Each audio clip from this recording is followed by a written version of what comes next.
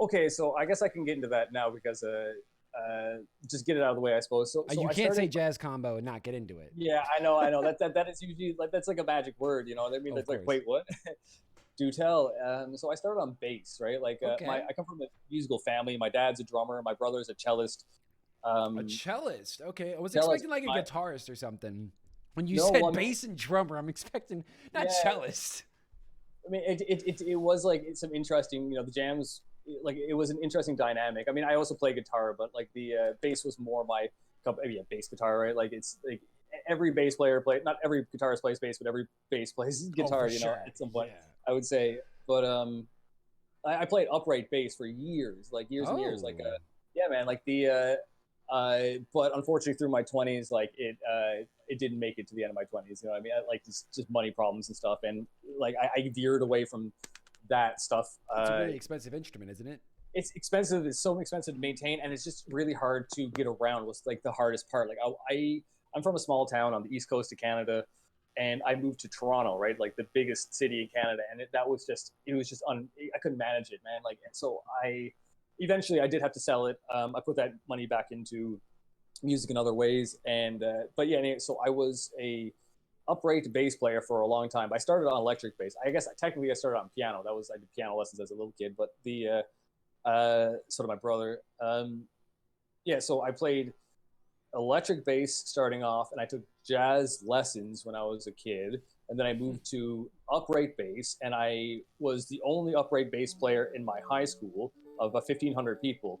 So I was like kind of pushed into. I don't regret it at all. It was a really good experience. I learned a lot, but I was pushed into being the bass player for the jazz band for my high school, as well Yeah. as, and through that jazz band, I had met the drummer, and that drummer Scotty, I won't get too much into him, but my God, this dude, like he was incredible back then, and I haven't spoken to him in years, but he went to like a Humber.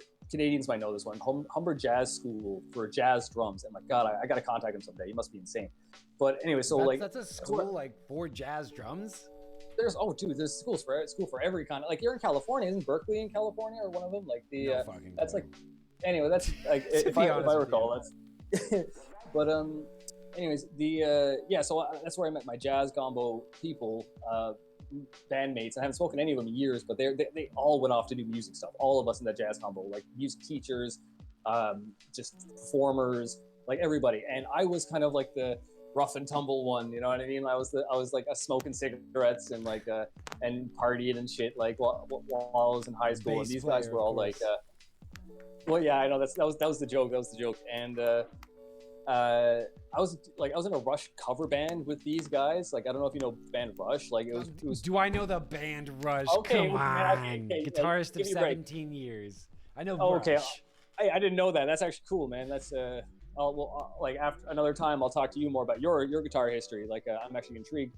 But yeah. Anyway, so we were in a Rush cover band. That was cool. We did lots of like variety shows and shit. But as Fun. I grew a bit older, I think like kind of my downfall with these jazz combos and these jazz groups was actually like I was just got too into partying, and like I Oh. was like 17 or 18, and I just dropped these guys for, I mean, like, we were done high school at this point, and like and half of us were moving away for school and shit. This is the jazz combo. So I joined a punk band, and that's where I got into, like I said, I was like 17, because I like punk music anyways. I like all kinds of music anyways. But I was also in like an indie rock band at the same time as that jazz combo, and I think through those guys I met the people who were and playing shows and stuff, all ages shows now. Like I don't like you've probably been to a couple all ages shows back in the day. Like they were just like, I don't know. They were just like, it would just be like a room full of teenagers. They didn't give a shit about the music. You know what I mean? I mean, they did, but they like, I don't know. It was like I think it was more of like a social event than like an actual Getting that musical angst event. out too, you know? Yeah, you know what I mean? Gotta Like get they're that all angst sneaking, out. And punk's good for that, man. yeah, It's good for getting that drinking freaking energy out. drinking whiskey in the back alleys and shit because you're underage Always, and shit, like that always. kind of stuff. You know? Yeah, You need and somewhere to do it. well, yeah, and yeah, so I joined the punk band, and that was amazing. That was an amazing experience. Like that was like how I got. I mean, I know in the States it's like 21 to get into bars. In Canada it's 19, and actually it's 18 in the province that I'm in now. We're getting a bunch I'm in of Montreal. feedback, my dude. It sounds like Feedback. sounds like wherever the mic is like clicking a little bit. Maybe. You know, is that better? It's fine. Is it fine? Is there something I should do? Like, No, it's cool. It's cool.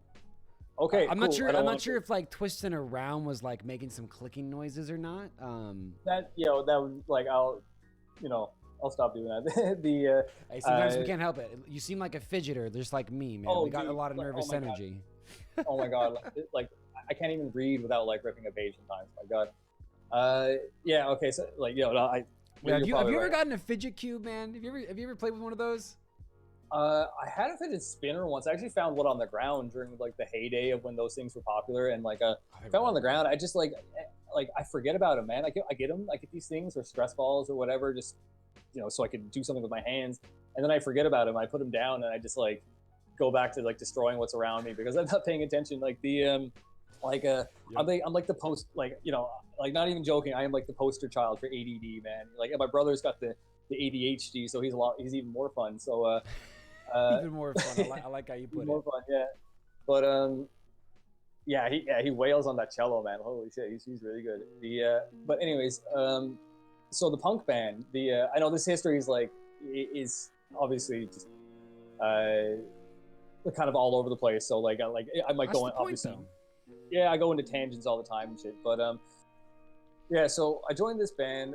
We were in our small town, and it was pretty cool. Like I was getting into bars early. Like if I don't know if it's still like that, probably not, because a lot of places got in trouble over the years. But if you were like 17 or 18 and you had an instrument with you, like they wouldn't even ask. You just walk in, pretend you you own the place basically. Like you walk up with the band. Classic. Yeah,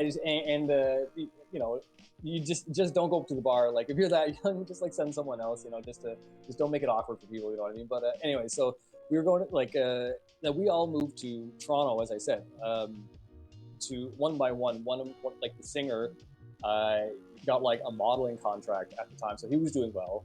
And one by one, the rest of the guys moved up, and then I was like just turned 20 at this point. I was in my small town. I was like, okay, what am I going to do? So then I moved to Toronto, and then we toured around, and then we had this cool punk band, man. We played some pretty big venues, opened for some fun acts. I don't know if it's okay. So they're in Toronto, right? So like I don't know if you know anything about Toronto, but you might have like the Opera House is this one place. It's huge. Okay. It's like this. When I say huge, I mean like literally like the physical place of the size of the place is massive. Like it's like you're on this stage that is just incredibly big. So you look so tiny. The crowd is just like the place is so big, so the crowd looks a lot smaller than it actually is. That's the beauty of these small bars. Like like having 10 or 20 people in these small bars, like that's enough, right? But like it just looks so awkward sometimes. But so you've actually you have a lot of experience touring then, like yes, man. Oh yeah. Like and now I wasn't a useful part of the crew, and though when I was 20 or 21, I'm not going to say that I was now that I'm the age of what the other guys were, I feel kind of bad a little bit about my just they would be like booking shows and doing all the legwork, and I'd just be like not helpful, and I'd show up to practice most times. I would be late to shows. Me and the singer would be late. Like the drummer and the guitarist are like, "Oh my god, we have to go on stage now." Awful. You're awful, bro. Oh yeah. No, back then. I'm good now, man. I promise. I'm good now. Like well, you're a one-man band now, so it don't matter. But oh yeah, no. I think that's part of it. Like I honestly I've been with a lot of bands, but I like in those days I didn't really learn how to be a good bandmate. And honestly, for the sake of other people, I probably should stay alone for a little while until I learn how to properly take care of myself, and then I can work with other people a little bit better. I haven't even done that many collaborations in recent years. I used to do all kinds of collaborating.